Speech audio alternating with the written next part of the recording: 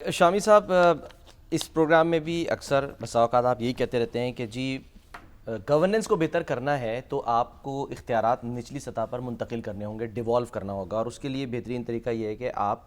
बल्दियाती निज़ाम को स्ट्रॉन्ग करें। अब बात ये हो रही थी कि जी 3 सूबों में तो है, बल्दियाती नुमाइंदे भी हैं, सिस्टम में सब कुछ है, पंजाब में नहीं, इस्लामाबाद में नहीं। इसमें ताख़ीर क्यों हुई, क्या वजह बनी? और इलेक्शन कमीशन ने क्योंकि आज जो है वो अब फ़ैसला जो है महफूज किया था वो जारी कर दिया है, और उसने कहा है कि जी जो दिसंबर का आखिरी हफ्ता है उसमें बल्दियाती इंतखाब पंजाब में होंगे। इलेक्शन कमीशन 2022 के कानून के तहत पंजाब में इंतखाबात करवाएगा। अगर सर हम वक़ार सैयद हमारे जो कॉरेस्पॉन्डेंट हैं उनसे बात कर लें, ज़रा मालूमात ले लेते हैं। वक़ार, अस्सलाम वालेकुम। जी अस्सलाम वालेकुम। वकार साहब, क्या क्या फैसला हुआ आज? मालूम मौजूद थे आप इलेक्शन कमीशन में जब हेयरिंग हो रही थी तो? जी बिल्कुल, आज इलेक्शन कमीशन ने बिलाखिर यानी ये तकरीबन 5 दफा इस एक्ट में तरामीम हो चुकी थी, और इसके बाद आज इलेक्शन कमीशन ने ये फैसला सुनाया है कि अब कल से बाकायदा तौर पर जो पंजाब में मकामी हुकूमतें हैं उससे मुतल्लिक हल्का बंदियों पर काम शुरू हो जाएगा, जिसमें जो इलेक्शन कमीशन के मुतल्लिका विंग को जो है वो 2 महीने का वक्त दिया गया है कि 60 रोज के अंदर वो तमाम काम कंप्लीट करेंगे, और दिसंबर के आखिरी हफ्ते में इलेक्शन कमीशन बाकायदा तौर पर पंजाब में जो बल्दियाती इंतखाबात का शेड्यूल है वो जारी करेगा। अगर मैं इसका थोड़ा सा बैकग्राउंड आपको बताऊं तो जो पंजाब है यहाँ पर जो बल्दियाती इंतखाबात जो बल्दियाती हुकूमतें थी उनका वक्त जो है वो 31 दिसंबर 2021 को जो है वो खत्म हुआ, जिसके बाद इलेक्शन कमीशन ने उस वक्त की जो हुकूमत थी, जो पीटीए बैक हुकूमत थी, उसमें एक लेटर लिखा और कहा गया कि जो इलेक्शन एक्ट में जो तरामीम आपने करनी है उसको वो तरामीम की जाए और इलेक्शन कमीशन को आगाह किया जाए ताकि उसके मुताबिक हल्का बंदियों का काम शुरू किया जाए। बुज़दार हुकूमत उस यानी। वक्त की जो उस वक्त की जो पीटीए की हुकूमत थी उन्होंने जो इलेक्शन एक्ट था बल्दियाती इंतखाबात में उसमें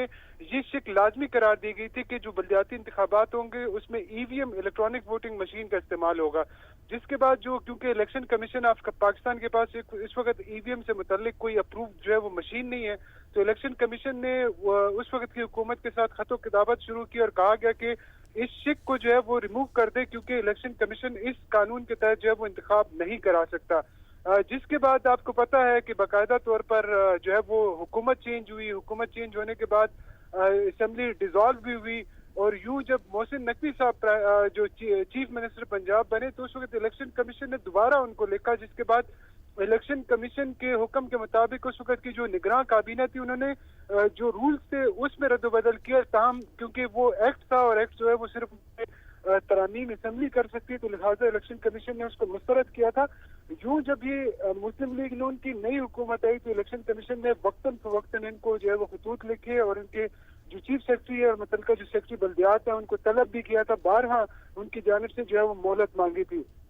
बहरहाल आखिरी बार जो 2 जून अब तो हुक्म जारी हो गया ना। जी और बिल्कुल। अब नया कानून जो बनाया है, उन्होंने कहा है कि नया कानून तो अभी असेंबली ने मंजूर नहीं किया शायद। हाँ जी।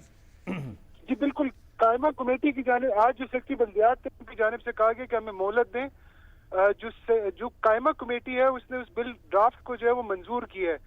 लेकिन जो चूंकि असेंबली में पेश नहीं हो सका सैलाब की वजह से, लेकिन शामी साहब इसमें जो अहम चीज है जिसकी वजह से इलेक्शन कमीशन को ये सब कुछ करना पड़ा,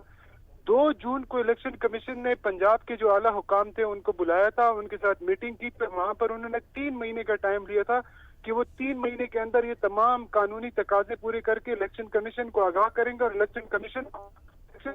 बिल्कुल उसके बाद हल्का बंदियां करे। आज का जो इलेक्शन कमीशन का ऑर्डर है उसमें बड़ा क्लियरली इसमें वाजे किया गया है कि 2 जून 2025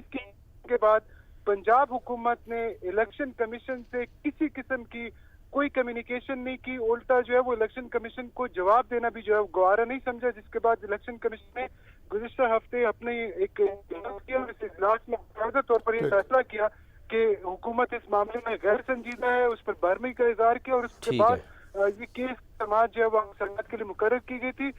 5 रुकनी कमीशन ने इसमें समाअत करनी थी, लेकिन 4 रुकनी कमीशन ने इस केस की समाअत की, जिसमें जो चीफ इलेक्शन कमिश्नर है वो खासा बरहम भी नजर है। उनकी जानिब से कहा गया कि जहां पर मुस्लिम लीग नून की हुकूमत है, जैसे वफाकी दारुल हुकूमत है और पंजाब, वहां पर बल्दियाती इंतखाबात नहीं है, जबकि आइन के आर्टिकल 220 जो है वो